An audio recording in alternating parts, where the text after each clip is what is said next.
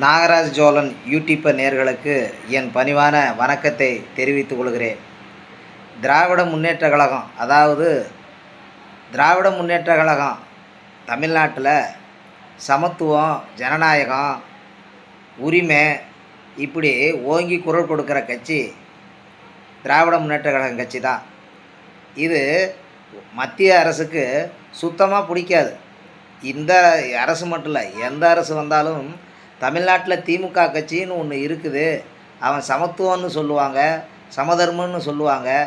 அந்த கட்சி தமிழ்நாட்டில் வரக்கூடாதுன்னு சொல்கிறதில்ல. தமிழ்நாட்டில் திமுக கட்சியே இருக்கக்கூடாதுன்னு நினைக்கிற அவங்கவுங்க ஒரு முனைப்போடு இருக்கிறாங்க. திமுக கட்சியை ஒழிக்கணும்னு மக்களாகிய நாம் கொஞ்சம் நிதானித்து ஒற்றுமைங்கிற நிதானத்தை கடைப்பிடித்து திராவிட முன்னேற்ற கழகம் ஆட்சியில் அமர்றதுக்கு நம்ம என்னென்ன முயற்சியெல்லாம் செய்யணுமோ அதெல்லாம் நம்ம கவனிப்பாக இருக்கணும். அது ஏன்னு சொல்கிறேன்னா, இது ஒற்றுமையை பிரதிபலிக்கிற இந்த தேர்தல் நமக்கு இந்த ஒற்றுமை சமத்துவமாக எல்லோருக்கும் சம உரிமையை பெற வேண்டுங்கிற எண்ணத்தில், நோக்கத்தில் இந்த தேர்தல் வந்திருக்கு. இந்த தேர்தல் மகத்தான தேர்தல் தமிழ்நாட்டுக்கு. இதை நம்ம என்றைக்கும் தொலைச்சி விடக்கூடாது.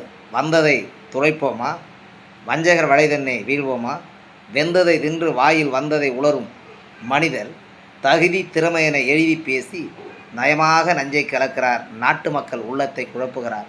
இதை புரிஞ்சுக்குங்க. எழுதி பேசி நயமாக நஞ்சை கலக்கிறார், நாட்டு மக்கள் உள்ளத்தை குழப்புகிறார்கள். அன்பு தமிழ் சொந்தங்களே, அன்பு தமிழ் இளைஞர் பெருமக்களே, சான்றோர் பெருமக்களே, வெற்றி உங்கள் கையில். நிதானித்து திராவிட முன்னேற்ற கழகத்துக்கு வாக்களியுங்கள் என்று அன்புடன் கேட்டுக்கொள்கிறேன். வணக்கம்.